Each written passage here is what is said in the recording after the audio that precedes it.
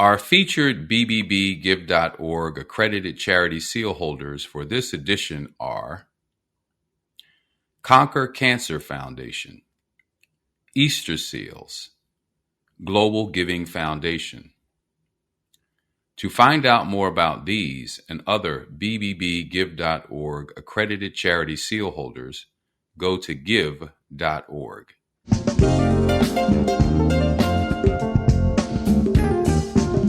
You're listening to the Heart of Giving podcast with Art Taylor, powered by BBBGive.org. Here we explore the motivations that form the basis of giving and service. We inspire generosity and celebrate the transformative effects that giving and service have on the human spirit and on community. The conversations featured on the podcast also uncover giving strategies that educate and provide tools to help listeners make impactful gifts of both their time and money. We hope you enjoy this episode. Welcome to the Heart of Giving podcast, powered by BBBGive.org. Give.org is the nation's standards-based charity evaluator, and it's your one-stop source for information on giving and reports on the most asked about charities. I'm Art Taylor. Now, this is part 2 of a 2-part episode.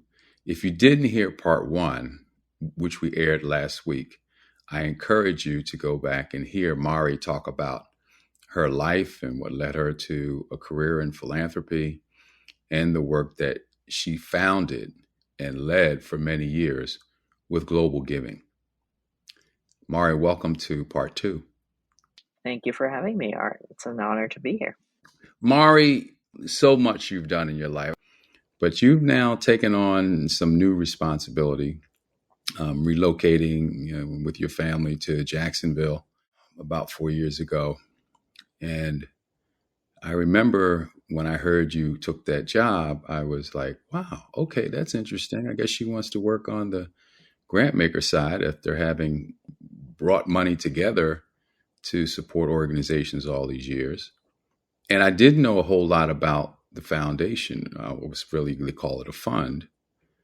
And it really wasn't until we were together recently at a Feedback Labs event that you described the way this organization is structured. I would love for you to sort of have our listeners hear exactly how this fund is established and what it's set up to do. And then we can get into how you think your leadership will be able to impact maybe some shifts in how it operates or in the results that it can achieve so that we can all maybe find a way to join you in that. Sure. The Jessie Ball duPont Fund was set up by Jessie Ball duPont, the third wife of Alfred I. duPont. duPont of Wilmington, Delaware, chemicals, gunpowder, that duPont. He obviously was part of that business, but eventually sort of took off on his own, and he and his third wife settled in Jacksonville, Florida, which was at that time the southernmost, terminus of the railroad. And it was a place where a lot of people from the north ended up settling, not just to sort of be the snowbirds that we sort of associate with Florida today, but it was sort of the wild South. Mm-hmm. It was a business opportunity. There was real estate, there was lumber, there was citrus growing. All of these things were available in Florida. So he and Jessie. And we're talking when? What time? What timing are we talking about? Early 20th century. He and Jessie and Jessie's brother, Ed Ball, moved to Florida, built up the St. Joe Paper Company out in the Gulf Coast. At one point, I think owned more land in Northeast Florida than any other family, because you need forests to feed the lumber mills for the paper company. And Then he died in the mid 20th century. She lived until the 1970s. His estate went towards a much larger foundation called the Alfred I. Testamentary Trust that funds Nemours, the children's hospital, Mm-hmm. famous specialty care both in Delaware and in Florida. Mm-hmm. Her money came to us. And in her will, Jessie specified that we could give to organizations that she had given to between the years of 1960 and 1965. So some 300 plus organizations, not all in Jacksonville, not all in Florida, Virginia, and Delaware, but spanning, sort of a range of very small rural churches to Yale University and everything in between. And then she also said, and if you don't want to give to those organizations, you may give for the temporary relief of people in need in the states of Delaware, Virginia, and Florida. I think initially when she died and her brother was a trustee and all that, they said, we'll just keep writing checks to the organizations Jessie wrote checks to, that list. Mm-hmm. And so when they would come to the foundation for funding, they'd say, okay, sounds reasonable or doesn't sound reasonable, and wrote a check or didn't write a check. And over the years, I think the fund worked. They had, in the meantime, forgotten about this other clause that said you can give for the temporary relief of people in need. They just sort of focused on the 300 plus organizations. Then at some point, my predecessor said, there is this clause in the will. We really ought to explore it and see if we can do more than just give money to the organizations on the list. And over time, of course, this list is like some organizations are going out of business. You referenced the fact that new ones come in, but also, certain ones go out of business. Mm-hmm. So this list is getting smaller. And the trustees are like, well, what are we going to do when when the list gets really small? So the possibility of using that other clause in the will was explored, was agreed to.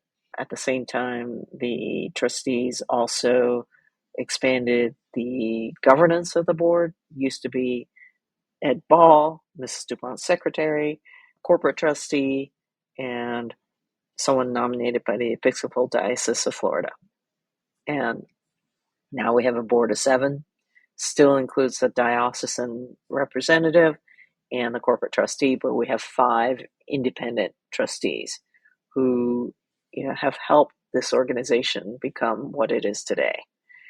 And when I came, I looked at the will, I looked at the pattern of giving that the fund had been engaged in, and I said, look, let's give ourselves some targets. Let's say we are trying to make the communities that Jessie loved better. And that's clearly in the will. She specifies that she cares about these 3 states, and there are concentrations in that list of hers. And she loved certain places, she loved certain institutions. We will seek to make them as inclusive as possible. And this is where we part ways with Mrs. DuPont's intent, because in her time, she did give to African American and white organizations alike. She gave to HBCUs, Bethune-Cookman, Edward Waters. She gave to nonprofits that were led by African Americans. But she was also very adamant about opposing integration of schools, Mm-hmm. opposing integration of schools both in the K-12, but also in higher ed. She was a trustee of some of these colleges, like Washington and Lee, Sewanee. Actually, I don't think she was a trustee of Sewanee, but one of her friends, the Episcopal Bishop of Florida, was a trustee of Sewanee. Hollins College, all universities that at different points in time basically opposed integration, notwithstanding Brown versus Board of Education. And so we have explicitly said, you can't make great communities or great institution without fully integrating the diverse talent that exists in those communities and institutions. And you will get the best outcomes possible when you have created a sense of belonging for everyone. So, doubling down on donor intent in some respects and being very careful about distancing ourselves from the views that she had. Now, what's kind of cool is that as we lean into this equity, diversity, and inclusion dimension, the very organizations that Mrs. DuPont supported, which at the time were associated with the lost cause or were opposed to integration, they're all rethinking their legacies, and we can be part of that recasting of what's it mean to be the University of the South today. What is it going to be a force for? And so all of these organizations are rethinking their assumptions, and we can be part of that change. So that's a pretty exciting place to be. Yeah. Well, and you're in Florida at a very interesting time. On this show, I've talked at length about the swinging pendulum that we see on diversity, equity, and inclusion efforts. And it's not unlike the pendulum that we've seen at various spikes in civil rights activities in past eras. 10 things good happen, and here comes the pendulum, and it's going to knock down those 10 things maybe to about 3 or 2, before it's all done. And, in particular in Florida, we're seeing some of that concern, the swinging pendulum right now. I'm wondering how that is affecting some of the conversations that you're having at the fund and with some of the fund's grantees. How is that impacting what you're able to do, if at all? It is in some respects impacting some of our grantees more than others, right? So one of our grantees is the University of Florida. As a public institution, it is much, much more subject to the political swings that you are talking about. Mm-hmm. And then there are nonprofits that are very active in upholding the rights of refugees. Catholic Charities is another organization on the list. They are doing everything they can to support refugees that are coming to this country. Mm-hmm. And so it affects our grantees in very different ways. We ourselves can't take positions on legislation or candidates, never have been able to. So, sort of who's in office is sort of neither here nor there. And as long as we are, adhering to the relevant regulations of tax-exempt organizations and private foundations, and we are abiding by the terms of Mrs. DuPont's will, we are left alone in many ways, right, to do what we think is best. So we can support the work that we think is most likely to create communities of belonging. Mm-hmm. And, live to fight another day, right? It's Yeah. the same thing that I was saying about startups. You got to be around in the long term if you want to make change. Yeah. What are some of the successes that you're seeing so far? Some of the successes we're seeing so far are, in fact, it's not no credit to us, but we are supporting organizations like former segregationist academies set up in Virginia. There's a school called the Fuqua School, Prince Edward County of Virginia. Private school was set up with Mrs. DuPont's money at a time when the public schools were closed down for 9 years rather than integrate. Wow. So if you were an African American child in that county, you had to leave the county to get an education. That school is thinking deeply about that past and we are matching their funds to set up scholarships for African American students to attend the school. For us, it's an act of repair, given the history of our or Mrs. DuPont's giving. We're participating in racial reconciliation discussions with the University of the South. Again, another institution that was deeply set in its ways, promoting not just segregated education, but actual, it was set up so that the sons and daughters of the Confederacy wouldn't have to go north to get educated, right? Yeah. It too is undergoing a huge reckoning about what does it mean to be the University of the South today. So when we can support those institutions, it's amazing. Here in Jacksonville, we are trying to work with the city to actively bring forward the incredible history that this town has. It is occasionally called the Harlem of the South, and our local people want to say, no, Harlem is the Jacksonville of the North, because all the people you associate with the Harlem Renaissance, Zora Neale Hurston, Augusta Savage, A. Philip Randolph, Yeah. James Weldon Johnson, John Rosamond Johnson, all came from Jacksonville. Mm-hmm. And so we have this incredibly rich history, but because the town of La Villa, which is where they were all living, got raised in the 1990s in the name of urban renewal, and I-95 went through it, the usual story of some of these urban African-American neighborhoods. If we can bring that back to life, I think we can sort of bring back pride in Jacksonville in having had those people who were so incredibly creative and accomplished coming from this city, which no one really associates with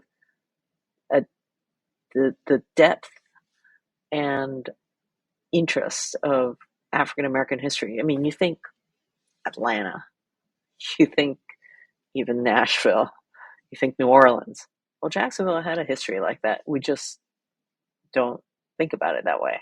So we, as the Jessie Ball DuPont Fund, are working with the city to try and recreate that sense, to control the narrative about who we are. I had a chance to listen in and see the story of how Sears Roebuck was actually connected to Jacksonville, and the amazing work that the executive there did to build schools. You talk about that for a minute. Yeah, the Rosenwald schools. Yeah, the Rosenwald. So Rosenwald turned his considerable fortune to the cause of educating African American students, and there are Rosenwald schools all over the South. Yeah. And you talk to many African Americans, they will say, "Oh yeah, my granddad, my great granddad, he went to a Rosenwald school, and that's why we are where we are today." And it really shows the power of individual philanthropy when someone really identifies a clear need and steps boldly into it, right? Individuals can do that sometimes, where institutions can't.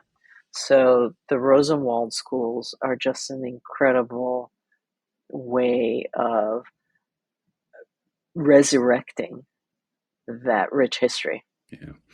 Well, there's an interesting comparative, I guess, that I like to make between a gentleman by the name of Pete Cadens, who made a ton of money selling cannabis legally. Pete was one of my guests on the show, so you should definitely check his show out. But okay, Pete made all this money, and he decided, I'm from Ohio, went to a really good school, and as a result, went to a great college. I think he went to Bucknell, got a great education, and was able to launch businesses and make a whole lot of money selling something that many African Americans are festering in prison because of selling illegally. And he felt that his road was so much easier because he had assets and advantages that allowed him to do it legally while they didn't. And he Mm-hmm. wants to try to fix that. So his Rosenwald is essentially, I want to raise a whole bunch of money and use my own too, to enable kids from many neighborhoods in their schools. Everyone who goes to these schools, who graduates, can go to college free. And not only them, Wow. not only them, but one of their parents too, because he thinks it's generational. So would love for you and Pete to connect. I think you'll find it really interesting because he is, in my opinion, a modern day Rosenwald. That is a great story. I would love to. Yeah. I'll go and find that podcast. Yeah. All right. So great work at the foundation. I can't wait to see what you do in the next 3 or 4 years or so there with all of this momentum that you're now building for the things that really matter, certainly to me, and I'm sure a lot of other people. But let's talk about feedback. So this is another area that you took a great interest in. And it's been like 10 years ago. Here we go, right? Here we go back again. We got this idea. Maybe in 10 years or so, people might actually pay attention to it, but we're going to just kind of stick with this thing. And so this now notion that somehow people who are getting served or who are in any way connected to an organization should be able to give the organization feedback so that the organization could improve its work is a real thing now. It started with you and Dennis and maybe a few others 10 years ago. And here we are. So what's happening with feedback, and what really led you to create that? I imagine it's an offshoot of your thinking at Global Giving at the time, but tell me what's the story. It is definitely an offshoot of that. And I, at the time when Feedback Labs was launched, was running Global Giving. So Dennis did the heavy lifting on Feedback Labs.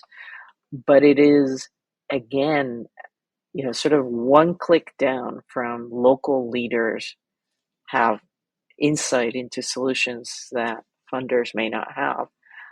Go one click down, and it's like the people who experience the challenges that nonprofits are trying to solve frequently have a lot more insight into how those solutions work. So listen to them, right? And it's hard for us to listen to them because if we were selling toothpaste, we would know if our toothpaste wasn't selling. Right. People would stop buying it and go buy your competitor's toothpaste. When you don't get that signal because you're giving your toothpaste away for free, they could pick up the toothpaste, put it in their mouth and go, ugh, and throw it away. And you wouldn't know that they were throwing it away. So you need to proactively go and ask, how's that toothpaste working for you? Do you like how it tastes? Can you make your kids brush their teeth? If you can't, why not? Is it something about the toothpaste? I'm making it sound perhaps a little bit more trivial than it ought, but these are broken loops. They work in a for-profit context easily and naturally so that we almost don't think about it anymore. But in the nonprofit world, you have to think about it consciously.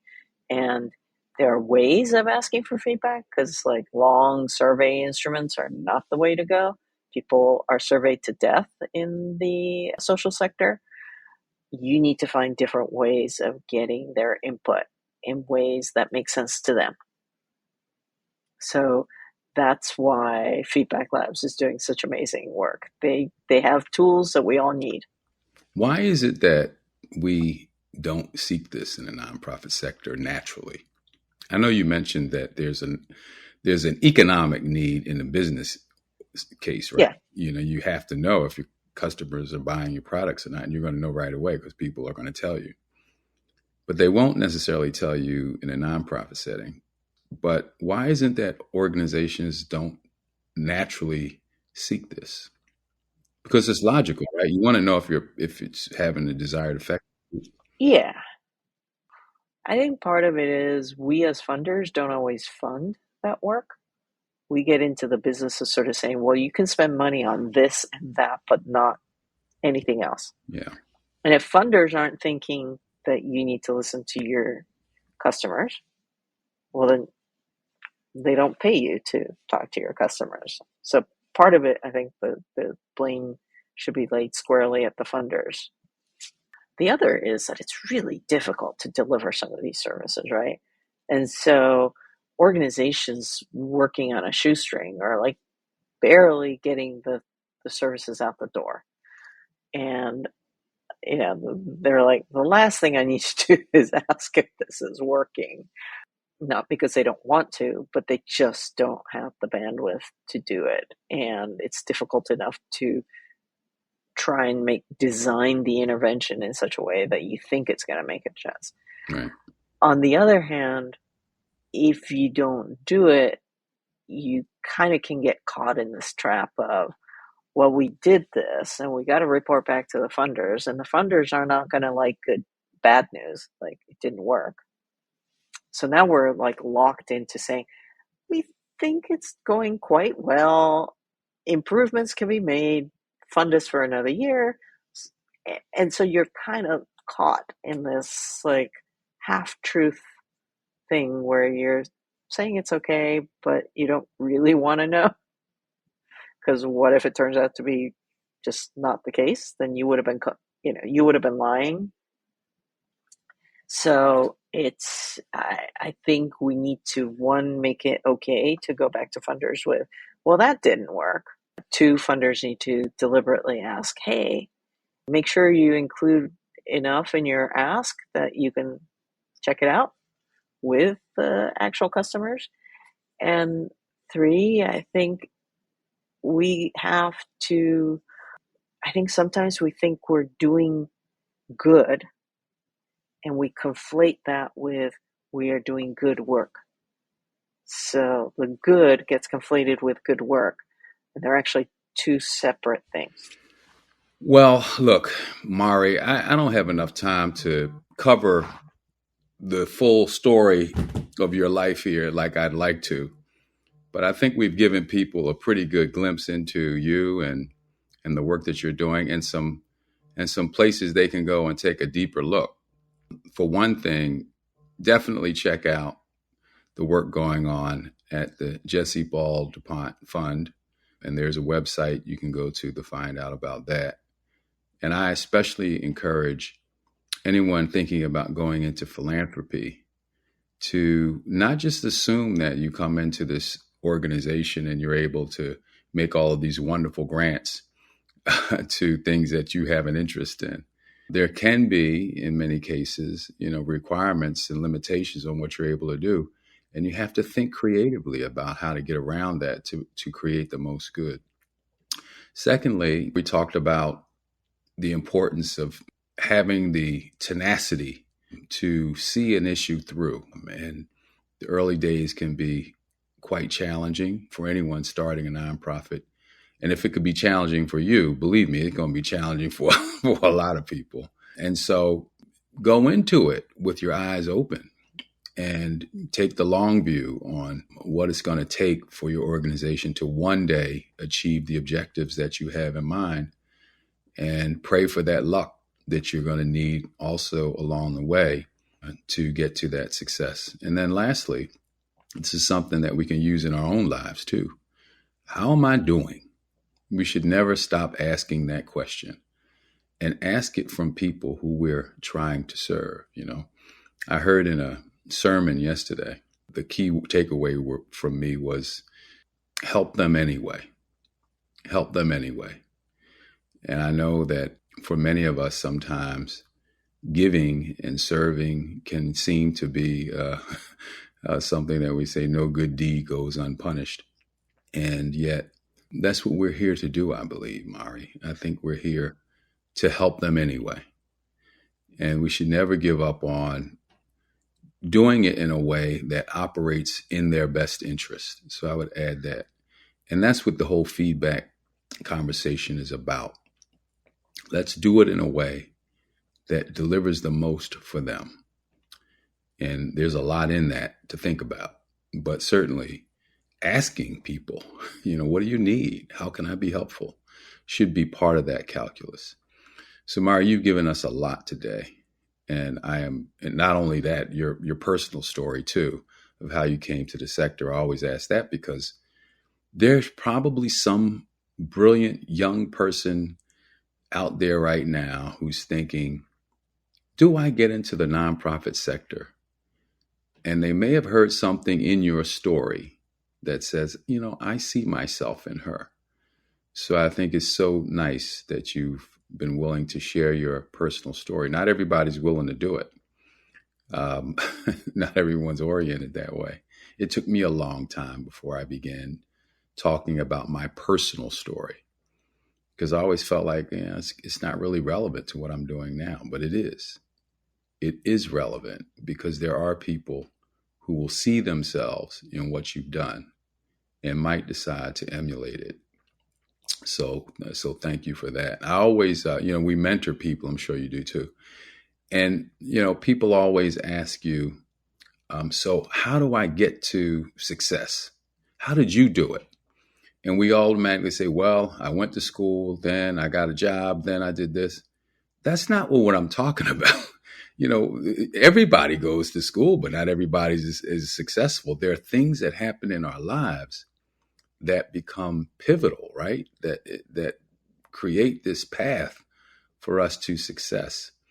And so I think you've given us a glimpse into that for you as you talked about your experience at the World Bank and your Russian history education that sort of said to you, I've got to do something else because there is no Soviet Union anymore. And I think it's these kinds of things that people need to wait and appreciate and see in their own lives, and let their lives be shifted by, that are so important. So anyway, just thank you again for doing this, and continued success in everything you're doing. Well, and to all our listeners, let me just say this. We do this every week. And I hope if you're listening for the first time, because you were so interested in hearing Mari's presentation, that you'll subscribe to the show.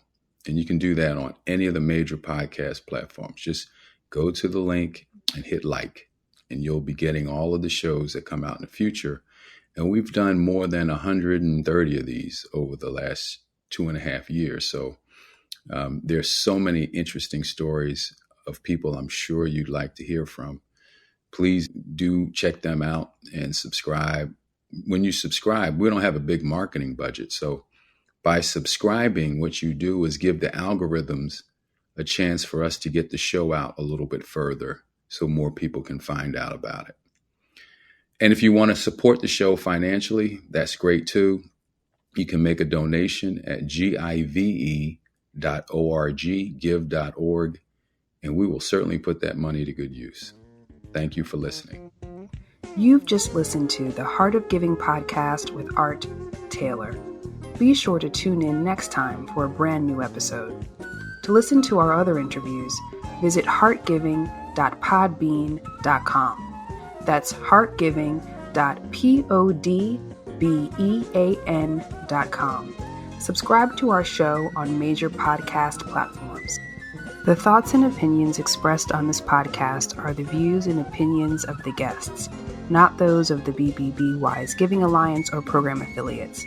This podcast is for information and educational purposes only and is copyrighted with all rights reserved. This podcast is protected by Podbean's terms of service.